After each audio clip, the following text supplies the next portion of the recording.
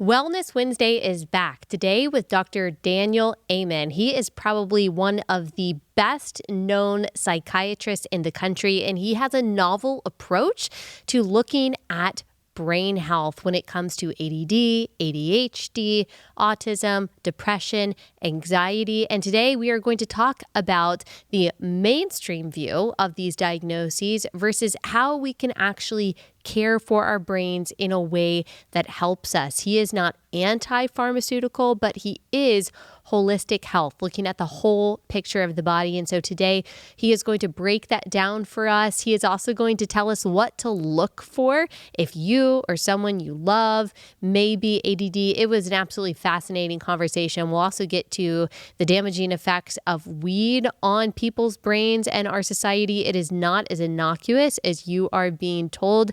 Just an incredible conversation you will learn so much from. I know I did. We've got all of this and more on today's episode of Relatable. It's brought to you by our friends at Good Ranchers. Go to goodranchers.com, code Allie. That's goodranchers.com, code Allie.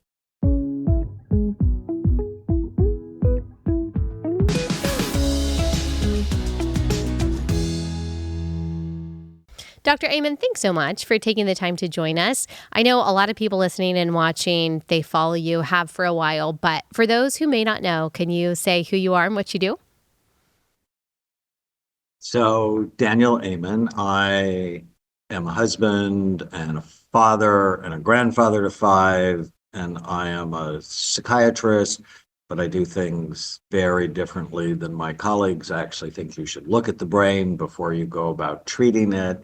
I have 11 clinics, and we have the world's largest database of brain scans related to behavior, about 260,000 scans on people from 155 countries.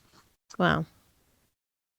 And can you tell me a little bit more about the scans? Because you mentioned that most people in your field do not scan the brain before they diagnose an adult or a child with ADD. So what are your scans and what do they set out to accomplish? So at Amen Clinics, we do a study called brain SPECT imaging. SPECT, single photon emission computed tomography, is a nuclear medicine study that looks at blood flow and activity, looks at how your brain works. And it tells us basically 3 things: good activity, areas with too little, or areas with too much. And then our job becomes about balancing the brain. And why we do that when most others don't is, before I went to medical school, I was an X-ray technician. And our professors used to say, how do you know unless you look? And when I decided to be a psychiatrist, my first wife tried to kill herself when I was in medical school. I took her to see a wonderful psychiatrist, and I realized this is a profession that can change generations of people. But I joined the only medical specialty that never looks at the organ it treats. And I thought then it was insane. And I just had no idea that I would be part of changing it. And think about this with me.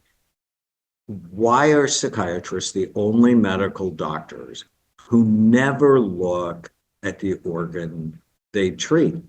And because of that, Ritalin is controversial. For the wrong brain, it's a nightmare. And for the right brain, it's miraculous. And how would you know ahead of time if you didn't actually look at the physical function of the organ you're treating?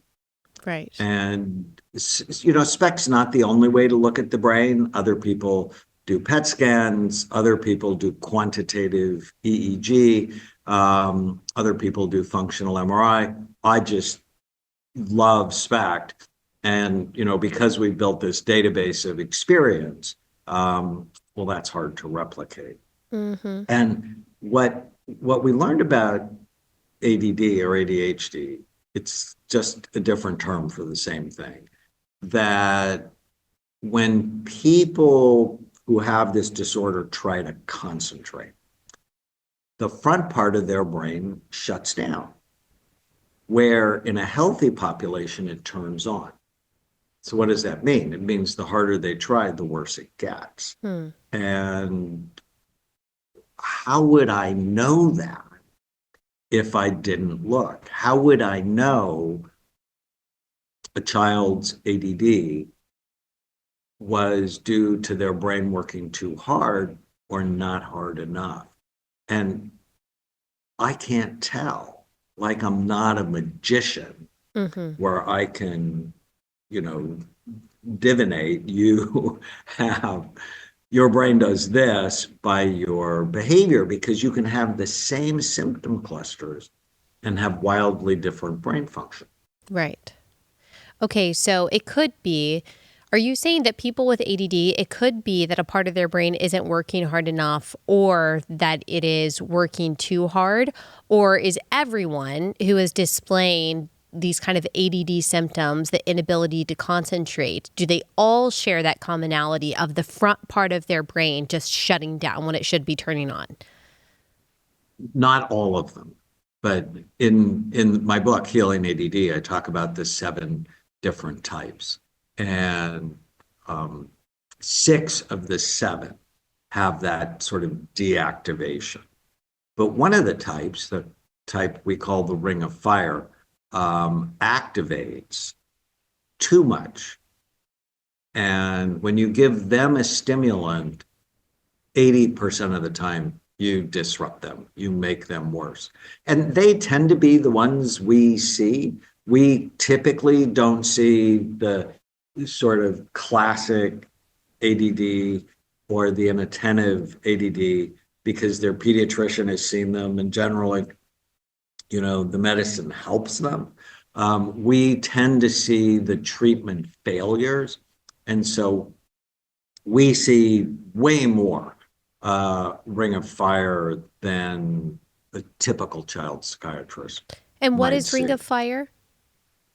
So ring of fire is where their whole brain is really much more active than compared to healthy.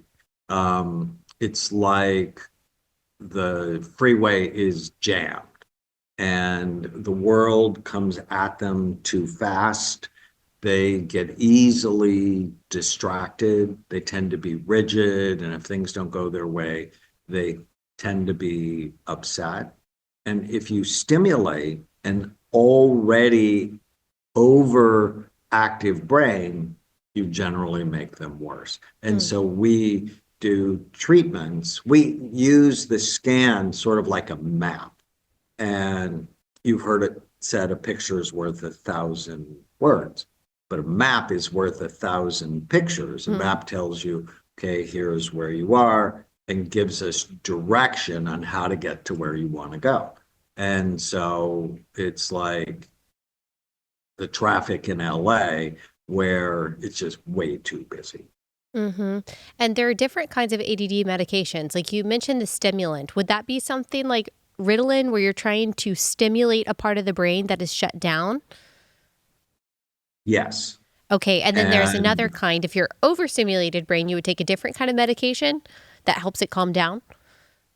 Yes, I actually like a supplement Okay. that I developed, 25 years ago, that has GABA. GABA is an inhibitory neurotransmitter, 5-HTP, which is the precursor for serotonin, and L-tyrosine, which is the precursor for dopamine.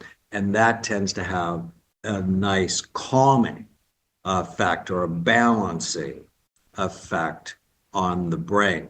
And, when I started scanning people in 1991, I came to realize some of the meds we prescribed were actually harmful to the brain. And then I remember in medical school, all medical students learn, first do no harm, use the least toxic, most effective treatments.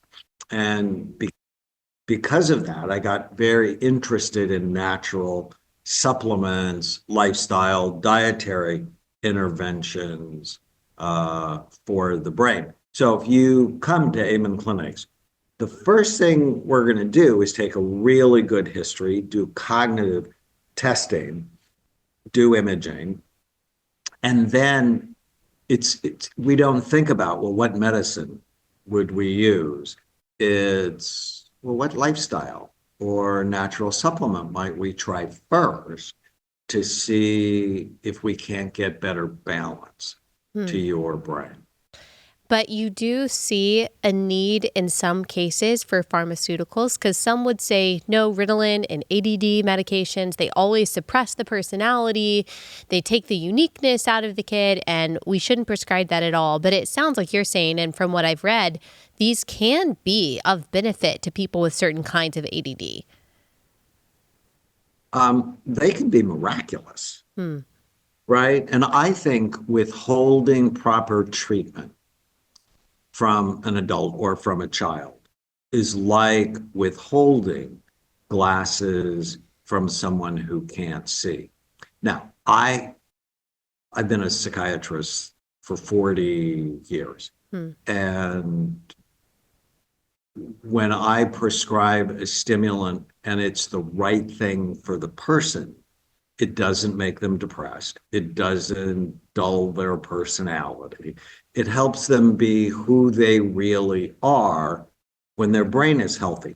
Now, if you come at this with a preconceived idea that all medicine is of the devil, well, then you can find all sorts of cases where these medications have made people worse because they all have black box warnings. Because if you give them to the wrong person, they're going to make people worse. But there's a whole bunch of other cases where someone went from C's and D's to all A's and B's and got into law school or medical school. Or I remember one of my early cases, I saw the son of a business person, and he's like, Dr. Amen, if you think I'm bad, you should see my dad. And then I saw his daughter, and she said, Dr. Amen, if you think I'm bad, you should see my dad. And then I saw the wife who didn't have ADD, but she was chronically stressed because she was married to the guy that had ADD. And she's like, you have to help me with this stress. And so finally, he's the fourth person in the family that came to see me. And the scan totally convinced him he needed to take care of his ADD. And the next year, he made 3 times the amount of money he'd ever made in his life because he could focus. Right. And so I think withholding medicine is not the right thing. But don't give everybody who has ADD the same treatment. That's like giving everybody who has heart disease the same treatment, which is stupid, right? I mean, there's 100 different causes of chest pain. You don't give everybody the same treatment. You try to go, well, what's the cause of the chest pain? Quick pause to tell you about our first sponsor for the day, and that is Interior Delight. So if you are like me and you need help designing your home, picking out the right decor, then you need to check out Interior Delights. It is timeless, classic, beautiful, bright style that I absolutely love. Y'all, I get paralyzed when it comes to picking out different decorations and knowing how it's going to look in my home. I just need to be able to go to one source of decor that I know is going to be beautiful and is going to actually motivate me to complete the design of my home so I can walk into a room and say, yes, this is done. This is beautiful. That is exactly why Interior Delights exists.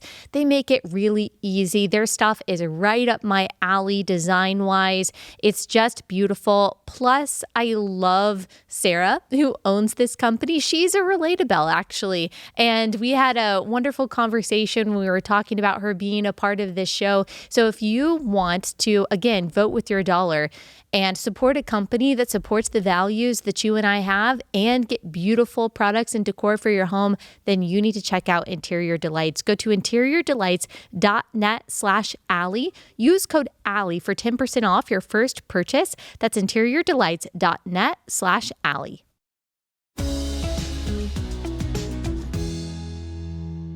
A lot of people have a concern, specifically in young boys being diagnosed with ADD.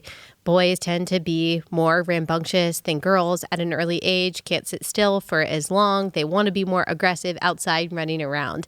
And some people believe that because young boys don't always fit into the perfect, kindergarten paradigm when they're 5, 6 years old, that they're over-medicalized.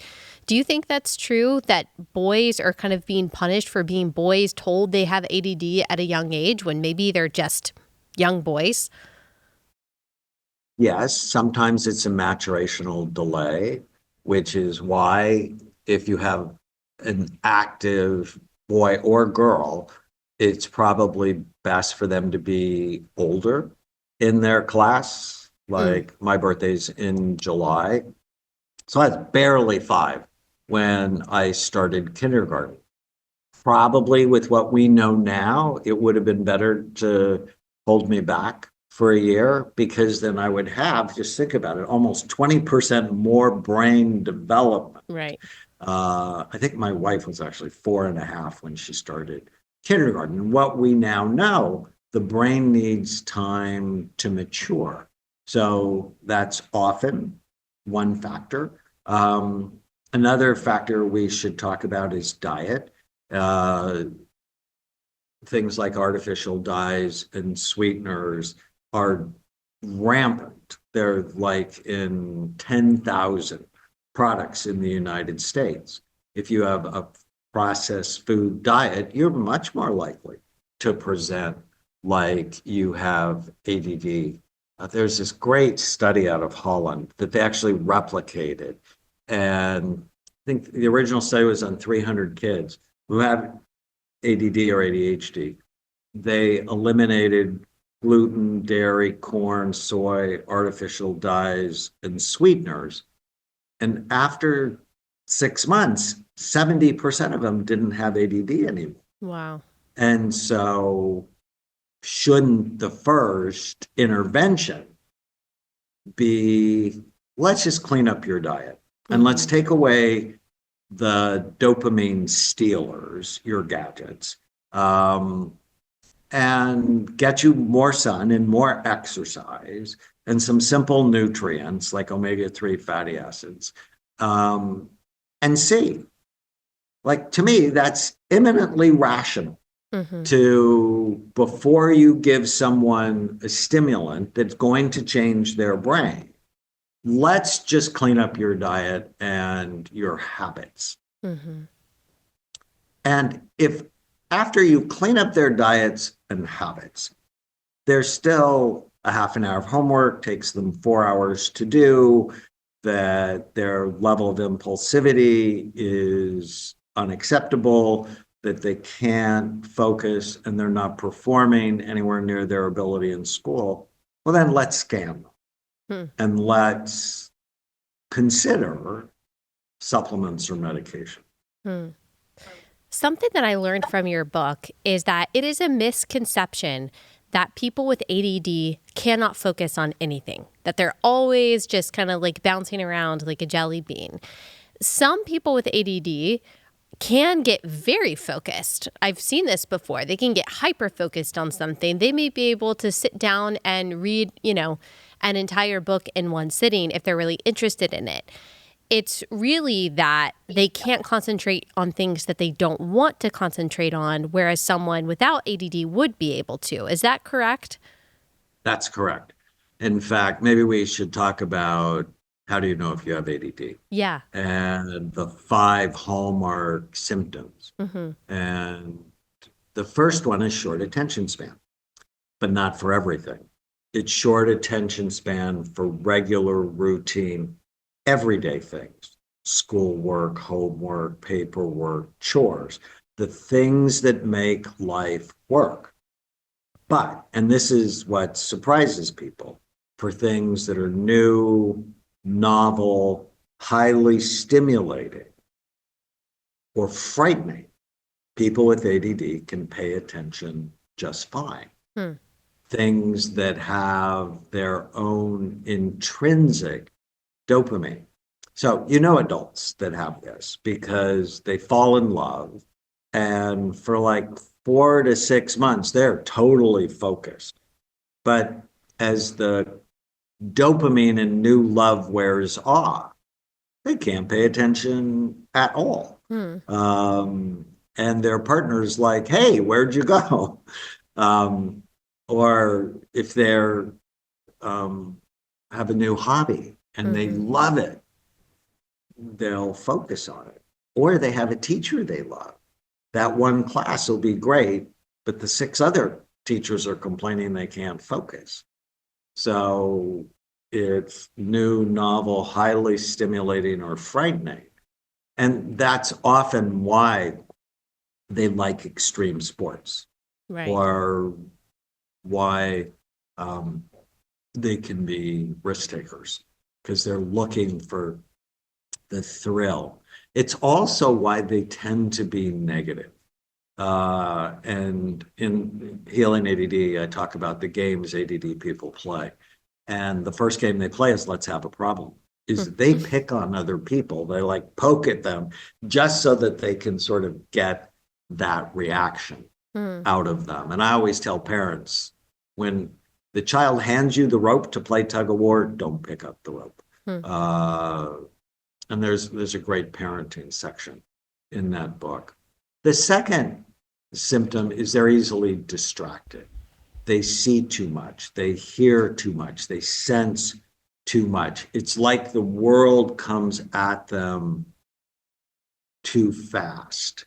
And they hate tags in clothes because they feel them. My first wife had ADD. I write about that. And right after we got married, I went into our little apartment, and we were staying in medical school, in school housing. And all of my shirts had the tags cut out. And I've never felt a tag in my life.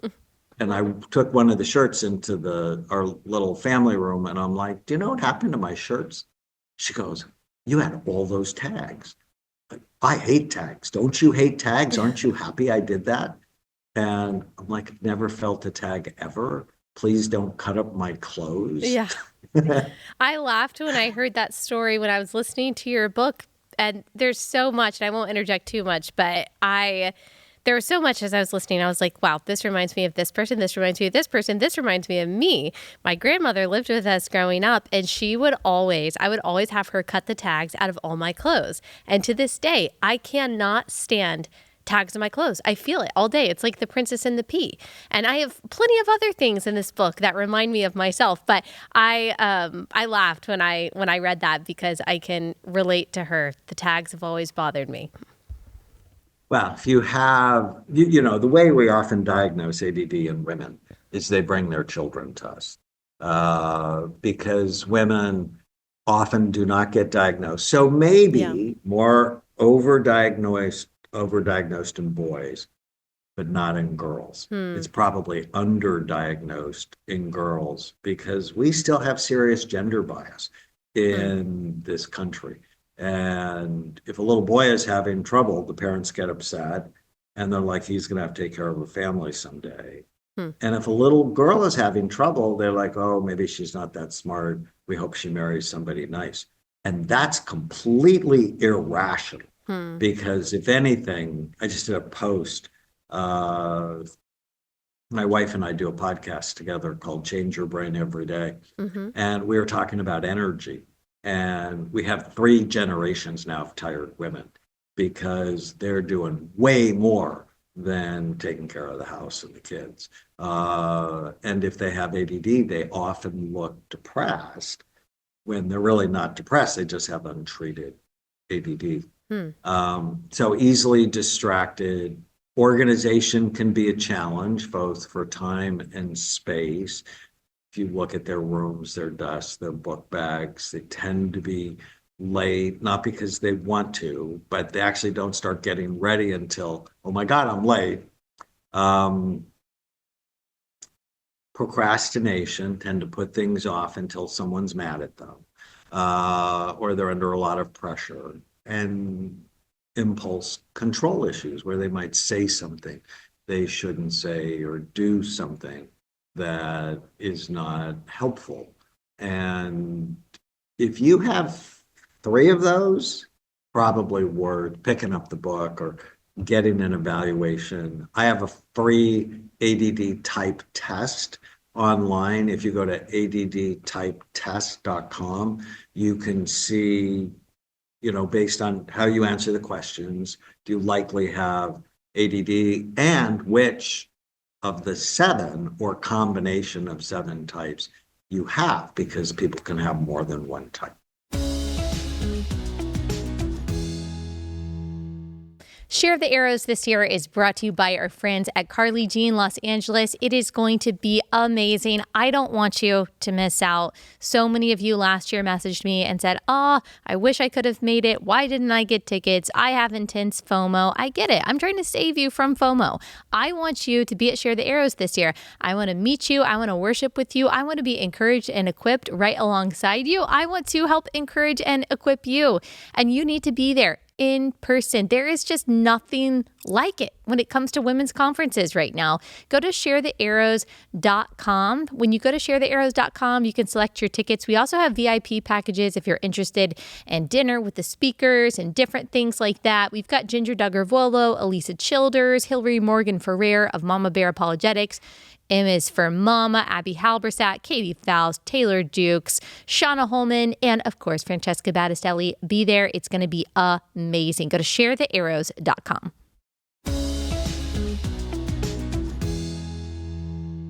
What do you think is, I guess there's probably not one cause of ADD, but do you think, I know that you talked about the genetics. I know that you've talked about the things that we eat. Is there anything else that you see as the impetus for why there seems to be so much ADD today? Or maybe you think it's just being diagnosed better than it used to be, but some people see it as a rising and alarming trend. No, I think it's going up. I think the number one cause is genetic. It runs in your family. Like you could see some of the symptoms going generationally in your own family.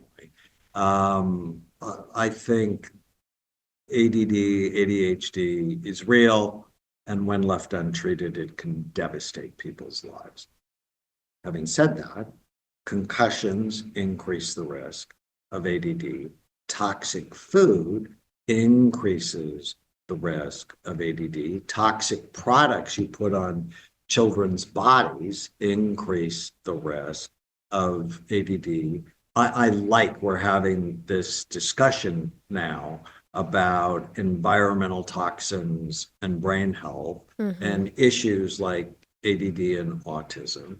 I think all the screen time that, you shouldn't give gadgets to kids. You shouldn't give devices to kids. They were unleashed on our society, video games, smartphones, iPads.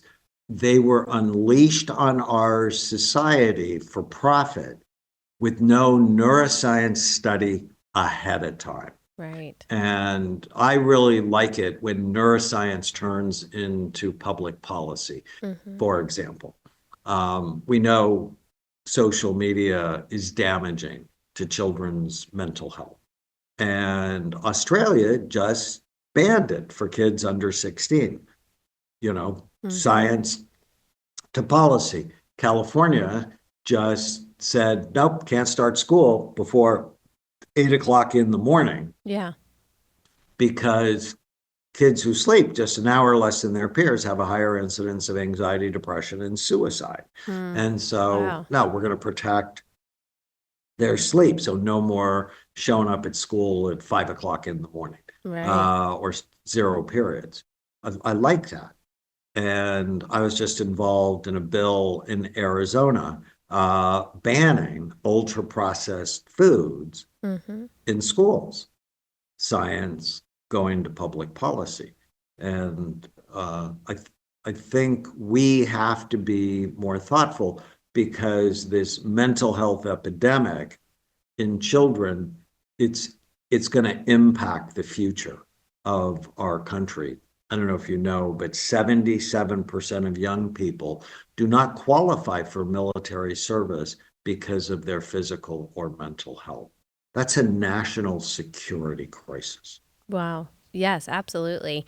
RFK today, as we're recording this, is announcing a ban on artificial dyes. I believe California already banned one of the dyes, maybe Red 40, or I don't remember which one it was, but certainly some of the dyes, as you said, can cause symptoms of ADD. I know RFK has been talking about that as well. When you see some of the new public policy coming out of this administration over the past few months in relation to these possible environmental causes, what are your thoughts? I'm a huge fan. In fact, I gave a lecture in Washington in October to the integrative medicine for mental health conference, like 1,000 doctors. And I said, and I try to be apolitical Mm-hmm. because I want to help everybody. But if the current administration stayed, the one before, absolutely nothing was going to change in our health.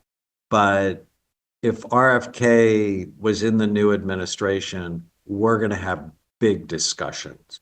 Have discussions on fluoride, places where there's fluoride in the water, children have lower IQs. Well, that's not okay.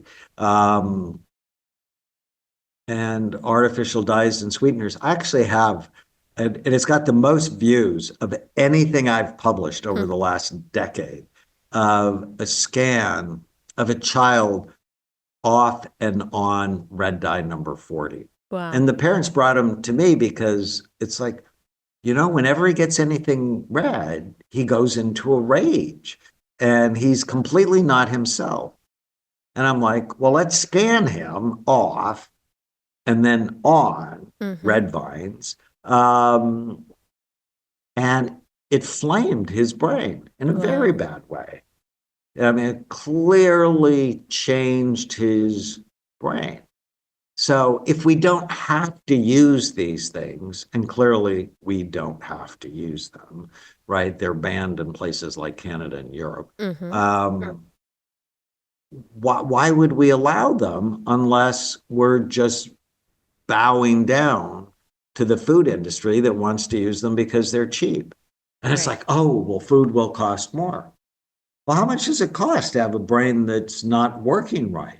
I mean, what Mm-hmm. is that actually doing to the soul of the individual people and the fabric of America, where last year there were 340 million prescriptions written for antidepressants?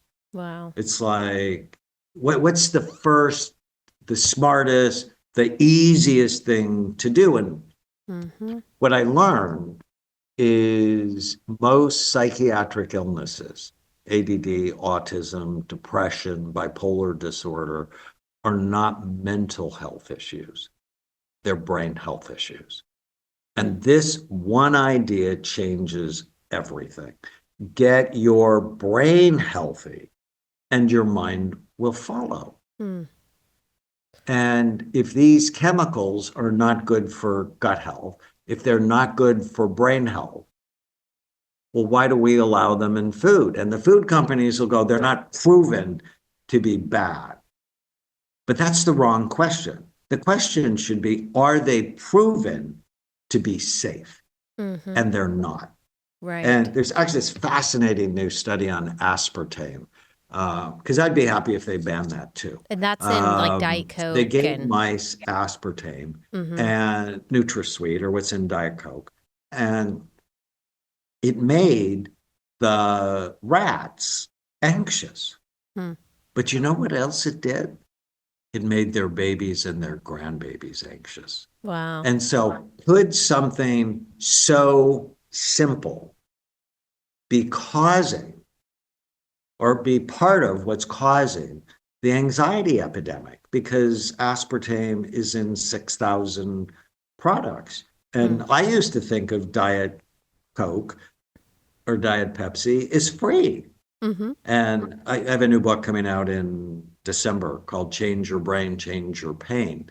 And I remember, and I think it's right around 1991, I'm seeing patients in my office, and this one lady comes to me and she said, I stopped aspartame and my arthritis went away. Yeah. And at the time I was 35 and I had arthritis in my hands and my knees, and it was terrible. And I had trouble getting off the floor playing with my kids. And I'm like, oh, that's so interesting. Because I think most of what I've learned, I've actually learned from my patients. And so I stopped aspartame. At the moment, I was drinking Diet Pepsi like she was my best friend. Like I'd have a liter a day because I thought it was free. And then I stopped and my pain went away. And I'm not that smart. And so I'm like, 2 months later, I'm like, let's try this again. Because I really liked the taste of Diet Pepsi. And I had the worst flare and I just broke up with aspartame. It's like, I love it. It doesn't love me. Allie, I don't know if you've ever been in a bad relationship. I have. I'm not doing it anymore. I'm married to my best friend. I'm damn sure not doing it with food. Yeah. If there's something that hurts me, I have no interest in it. Next sponsor is Fellowship Home Loans. This is mortgage lending by the book. And by the book, I mean the Bible, because the people who own Fellowship Home Loans, they are trying to glorify God in everything they do. That's why I love them so much, not only because they are great at what they do, but because they care so much about integrity and honesty and walking alongside people like you and purchasing their home or refinancing. These are really big decisions. This is like a very sensitive thing, as you are allowing someone into this really big decision where your time and your treasure is invested so deeply. You want to make sure that you can trust the people that you're working with, that they're going to have great customer service, that they're going to share the same values as you. So if you are looking to purchase a home, if you're looking to refinance, you've got to go to Fellowship Home Loans. There's really not another mortgage company like this. You don't want to have to compromise on your values or on the service that you get. So go to fellowshiphomeloans.com. Go to fellowshiphomeloans.com/Allie, and you'll get a $500 credit toward your closing. Terms apply. See fellowshiphomeloans.com/Allie. Nationwide Mortgage Bankers DBA Fellowship Home Loans, Equal Housing Lender, NMLS number 819382.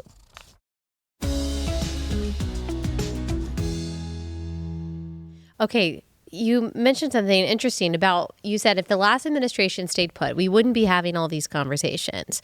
And this is not really a political question, but I am interested in why. And not only why would the last administration or people in bureaucracy not be interested in investigating all of these causes, as you mentioned, huge cost of having so many people on antidepressants and things like that.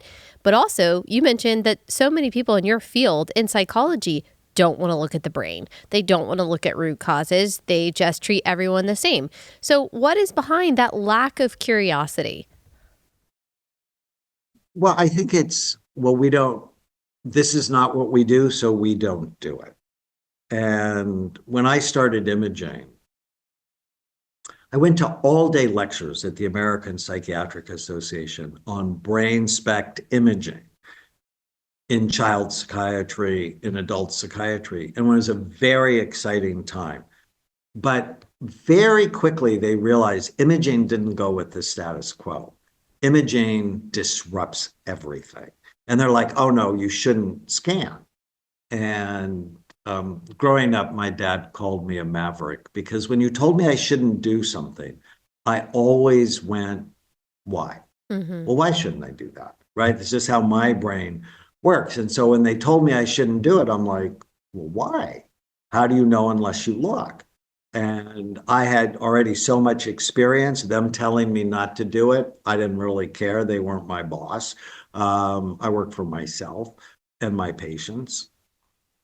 But it got diminished because it disrupts the status quo. There's a great book about scientific revolutions. It was actually written in 1962 by Thomas Kuhn. And he said, revolutions happen in 6 stages. One is just normal science, just going along with the status quo. 2 is somebody notices a problem. I would diagnose someone with ADD, how I was taught based on symptom clusters. I'd put them on a stimulant. Some people would miraculously get better, and some people wanted to kill themselves.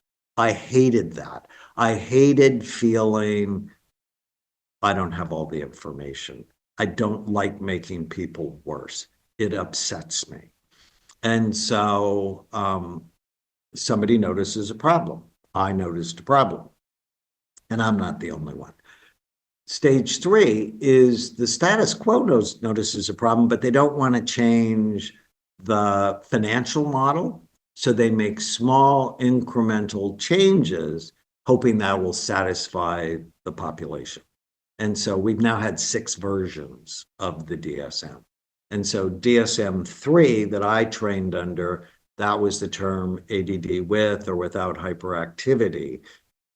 DSM-3R revised, changed the name for really no good reason to ADHD, highlighting the hyperactive component of it, basically throwing away all the ADD without hyperactive people.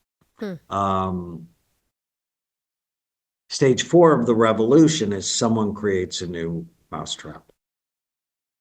Detailed histories, cognitive testing, imaging, brain health. Stop calling it mental illness. Start calling it what it really is. These are brain health issues. And that's our innovation. Stage 5 is the most predictable of all stages, is the rejection. I've gone through it in more ways than we want to talk about, but I've been called a charlatan and a snake oil salesman. On the cover of the Washington Post magazine in, I think it was 2011, Dr. Amen is the most popular psychiatrist in the country, and most psychiatrists think that's a bad thing. So, and 2020 interviewed me in 2005, and they start the interview with Brad Peterson, a child psychiatrist from Columbia, thinks you should be arrested for your work. That's the first question on the interview. And the journalist said, how would you respond? And I was on the speech team in college, and my speech coach said, when you don't know what to say, take a breath, smile, it'll come to you. So I took a breath, I smiled, and I said, that's so interesting. Last week, someone told me I should win a Nobel Prize. This week, you're telling me I should be arrested. Yeah. Sort of keeps me balanced. Yeah, there you go. And I actually got to meet Dr. Peterson a couple of years later. And this year, we published a huge study together on depression and imaging. So, that's, it sort of keeps me going. And stage 6 is just the acceptance. And, I've been to the White House with the new administration. We're working on a brain health revolution. That's sort of the big idea. I've never had anyone except my friend at the White House ask me, how big can you think? And I'm like, I think President Trump should declare the next 10 years the decade of brain health. Yeah. And when you think of it as mental health, Allie, people make diagnoses based on symptom clusters with no biological data, and it gets us into the mental mess we're in. When you think of it as brain health, whether it's ADD or depression, it's like it's brain health. Oh, we have to eat healthy. We need to exercise together. We need to train our brain to help us rather than hurt us.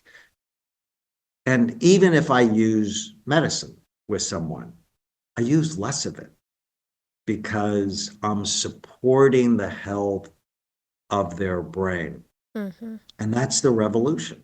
I want you to be a brain warrior, to know. And so brain warriors are armed, prepared, and aware.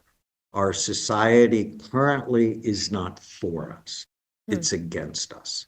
And we have to be serious about our brains and the brains of those we love. What comes to your mind when you hear the phrase chemical imbalance? That has long been used to describe what people with depression or anxiety have, that they have a chemical imbalance. I guess usually they're described as having not enough serotonin, and they say they're taking their antidepressants or anti-anxiety medication in order to remedy this. Like, do you follow that? Do you think that it's a chemical imbalance issue? Well, I think supporting neurotransmitters can be very helpful, but I think it's way more complicated than that. One of the big lessons I learned is if you want to keep your brain healthy or rescue it, we have to prevent or treat the 11 major risk factors that steal your minds. And the mnemonic I have that I developed since I wrote Healing ADD is called Bright Minds. So B is for blood flow. Low blood flow is the number one brain imaging predictor of Alzheimer's disease, depression, and ADHD. And so what can I do to support the blood flow of my patients? And for each of these are the things to avoid, like too much caffeine, nicotine, alcohol, marijuana, being sedentary. They all decrease blood flow. Well, what increases blood flow? Exercise, especially coordination exercise for your son, unlike table tennis. Teach him to be great at ping pong. His focus will go way up if you do that because it's boosting cerebellar activity. Cerebellum's a part of the brain, back bottom part of the brain involved in coordination, but it also turns off in ADD. So constantly turning that on with coordination exercises, great. R is retirement and aging. Like when you stop learning, your brain starts dying. I is inflammation, which we think is the root of depression. And why during COVID did depression and anxiety disorders spike? Because COVID causes brain inflammation. I saw it repeatedly on our scans. G is genetics. Yes, things run in families. I adopted my two nieces because both their parents are drug addicts, and they need to be on an addiction prevention program their whole life. And if you have ADD in your family, it's like, okay, so let's do the things that decrease the expression of ADD, exercise, a healthy diet, omega-3 fatty acids, especially EPA, magnesium, zinc, those things that can be helpful. There's a study, 5 studies on ADHD with saffron. I'm a huge fan of the spice saffron. So if I have it in my family, I'm always on a prevention program. Like I have obesity and heart disease in my family, but I'm not overweight and I don't have heart disease, but I think about it every day. I am on an obesity, heart disease prevention program every day. H is head trauma, major cause of psychiatric problems, including ADHD. If you didn't have symptoms and then you had a car accident, now you have symptoms. You know, if I did 8 types of ADD, type 8 would be head trauma induced ADD. T is toxins, which we talked a little bit about. And mental health stuff. And there I include adverse childhood experiences on a scale of 0 to 10. How many bad things happened to you as a child? Because trauma and stress increase the expression of ADD.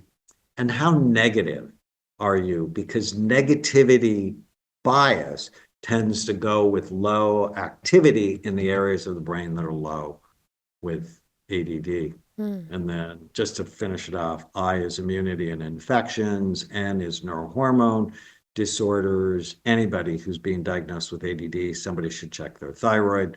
D is diabesity. 20% of our kids are obese. I mean, it's just ridiculous. And S is sleep. And these gadgets we have are stealing our sleep. So that's really sort of my holistic plan. As opposed to your scan shows this, take this drug. It's like, let me learn about your life. Let me test your brain. Let me look at your brain. And now let's work hard to get it healthy. And I don't know how much you talk about this, but when you talked about blood flow, I learned for the first time is my husband, he had a scan, not one of your scans, but he looked at a deviated septum. And the doctor said, deviated septum, that obviously can make it harder to breathe. It can cause sleep problems, which can later contribute to heart problems and things like Alzheimer's and dementia. And it just got me thinking, there's a lot now about, I think it's called myofascial therapy for kids, when kids are mouth breathers and they snore at night, that apparently can be an indication that they're not getting enough oxygen to their brain, which I guess may contribute to causing ADD symptoms. So I don't know if that's something that you talk about a lot, but I thought it was interesting that you brought that up because I've been hearing a lot of chatter about that subject.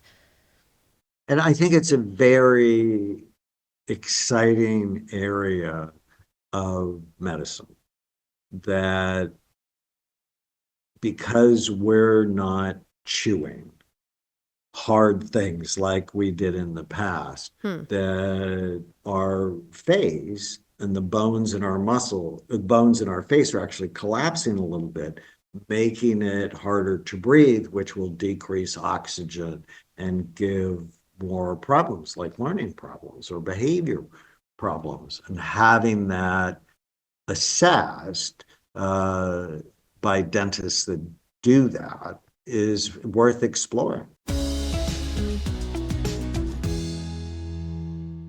Last sponsor for the day is Preborn. Preborn is helping save the lives of babies inside the womb by serving their moms. It's a dedicated nonprofit pro-life organization that supports pregnancy clinics across the country in their mission to reach women considering abortion, especially in places that have high abortion rates. Preborn supplies these pregnancy clinics with what they need to serve the women who are considering abortion or who have a crisis pregnancy. So things like ultrasounds. If you donate $28 to Preborn, you are covering the cost of one ultrasound at these pro-life centers. If you can donate $28,000, you're going to save a whole lot of lives. If you can donate $2.80, that still contributes to serving and loving these moms and dads in need and saving their babies. We know that when a mom hears the heartbeat, when she sees the baby inside the womb, she is so much more likely to choose life. If you want to be a part of that story, if you want to be a part of generational and eternal change, then I encourage you to donate to Preborn. Go to preborn.com/Allie. Make your donation today. That's preborn.com/Allie.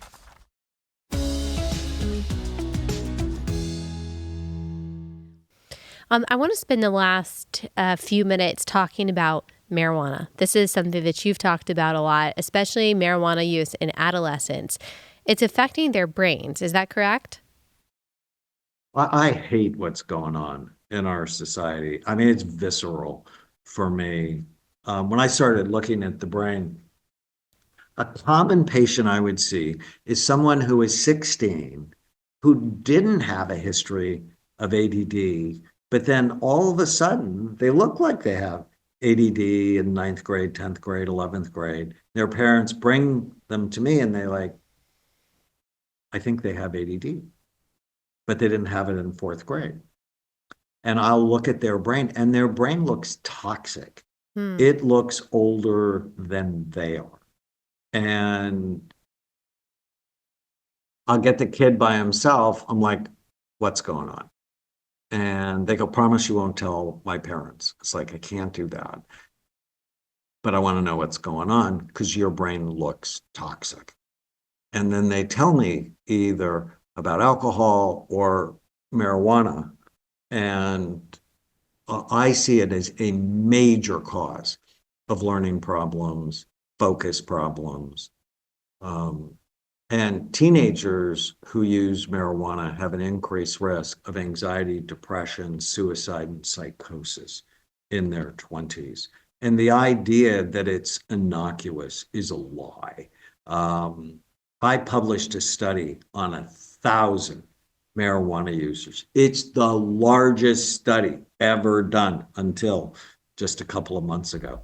And every area of the brain was lower in blood flow. And then just a couple of months ago in JAMA, there's a study on another 1,000 marijuana users. So I had nothing to do with it.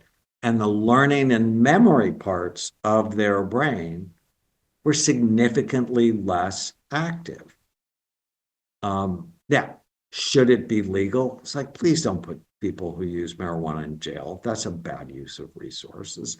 And my mother-in-law who had cancer, having her use marijuana so she'd eat, I think that's absolutely appropriate use of it. But the idea that it's innocuous is just a lie. And we're going to see this exact same thing with psilocybin. So you've probably heard, oh, you should go on a mushroom trip. Oh, it treats depression. Oh, it treats PTSD. Oh, we should all like open our minds. The problem is that it might have some specific benefits, but whenever something like that comes out, all the teenagers rush to it. And the visits to emergency rooms for psilocybin psychosis has gone up 300%. And I'm like, let's be careful. Let's do the simple things to get your brain healthy and be careful with the things that hurt you. What about vaping? I went to a concert the other day with my husband. We were around a lot of college students, and there were all kinds of substances. But one thing I noticed was the subtle vaping, and I didn't even really know what these devices look like, but it seems like it's pervasive, at least among one portion of the population. Does that have the same deleterious effects on the brain? It's not good. It constricts blood flow to the brain. Plus, with vaping, you get all those other chemicals, right? People think vaping is a healthier form of smoking. It's not. And it's actually more addictive. And quitting cigarettes is harder than quitting cocaine. Wow. I didn't know that. And cigarettes, do they have the same effect? I'm guessing is what you're talking about, constricting blood flow and all of that. Yes. But an interesting study on comparing marijuana and cigarettes, marijuana actually caused more lung damage than cigarettes did. Really? Okay. I also didn't know that. Yeah, you hear a lot about how weed is no big deal. It's less of a big deal than alcohol. That's kind of the argument to popularize it, to mainstream it, to commercialize it. And I don't know if that's true, if it's more or less dangerous than alcohol. I don't really see a good argument, though, for popularizing yet another toxin that we know is harming the brains of young people. Right. Yeah. Okay. So a parent is listening out there and they're thinking, okay, a lot of the things that you're saying, they either apply to me or my spouse, or I see this in my child, and they don't know what to do. What would you say their first step should be in just getting on the right track and taking control of their brain health? Well, the first simple thing to do is just ask yourself this one question every day. Is what I'm doing good for my brain or bad for it? And if I don't know, I look it up. They could start with my book, Change Your Brain, every day. I've written 42 books. Wow. People go, where do I start? And I'm like, start with Change Your Brain every day, because it's one of my newest books. It's also 366 short essays on the most important things I've ever said. So I try to like summarize my latest thinking, and it's simple. But if you've been struggling with your brain or mental health, call one of our clinics. We have 11 of them. You can go to Amen Clinics, Amen like the last word in a prayer, clinics.com, and learn where they are. Also follow me on Instagram or TikTok. That's a good place to start. Well, Dr. Amen, thank you so much. I'm so grateful for all the work you've contributed to this conversation and just how you're leading the way in so many ways. I really appreciate it. Thanks, Allie. What a joy to spend time with you. Thank you.